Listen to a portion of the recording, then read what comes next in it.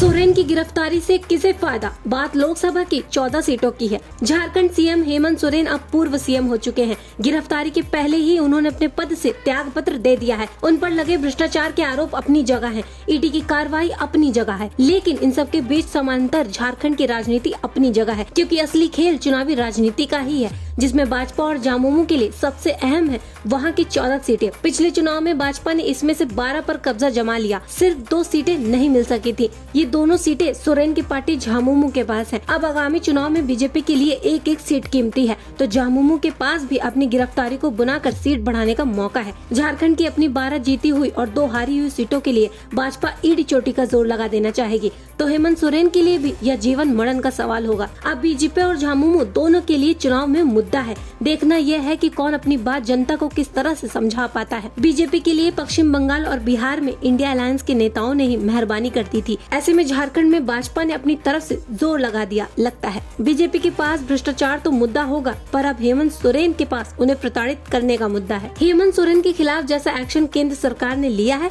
उसके खिलाफ जिस तरह की प्रतिक्रिया झारखंड में होनी चाहिए थी, वैसी नहीं आ रही है। किसी भी लोकप्रिय नेता की गिरफ्तारी पर आम जनता में जिस तरह का गुस्सा पैदा हो रहा है, वो पूरे राज्य में कहीं नहीं दिख रहा है। न ही ईडी के एक्शन के खिलाफ विपक्ष ही मुकर रहा है। कांग्रेस के नेता ईडी और सीबीआई को तोता और सरकारी हथियार बोलकर शांत हो जाते हैं। कभी भी विपक्ष ने ईडी और सीबीआई के एक्शन को लेकर बड़ा राजनीतिक आंदोलन बनाने की कोशिश नहीं की, जबकि पूरे देश में विपक्ष के दर्जनों नेता ईडी और सीबीआई के टारगेट पर हैं। दरअसल चाहे वो केजरीवाल हो या हेमंत सोरेन, इनके खिलाफ मामले बहुत गंभीर है। शायद यही कारण है कि न नेता न जनता प्रतिक्रिया में आंदोलन करने को तैयार है। सोरेन पर जमीन घोटाले में कार्रवाई का मामला सेना की जमीन की खरीद बिक्री से जुड़ा है। इसमें फर्जी नाम पता के आधार पर जमीन की खरीद बिक्री हुई थी। इस मामले में रांची नगर निगम द्वारा केस दर्ज करवाया गया था। ईडी ने इसी केस के आधार पर ECIR रिपोर्ट दर्ज कर जांच शुरू की थी। जांच एजेंसी ने 4.55 एकड़ जमीन की खरीद बिक्री का खुलासा किया था। इसके अलावा आदिवासी जमीन पर अवैध कब्जे को लेकर ईडी की तरफ से हेमंत सोरेन को पूछताछ को लेकर अब तक 10 समन भेजे जा चुके हैं। इस बीच बीजेपी के लिए सबसे सुखद बात यह है कि बीजेपी प्रदेश अध्यक्ष बाबूलाल मरांडी, जो खुद एक बड़े आदिवासी नेता हैं, सोरेन परिवार पर राज्य के संसाधनों की लूट में शामिल होने का आरोप लगाते रहे हैं। बाबूलाल मरांडी की पार्टी में वापसी भाजपा ने एक मजबूत आदिवासी चेहरे को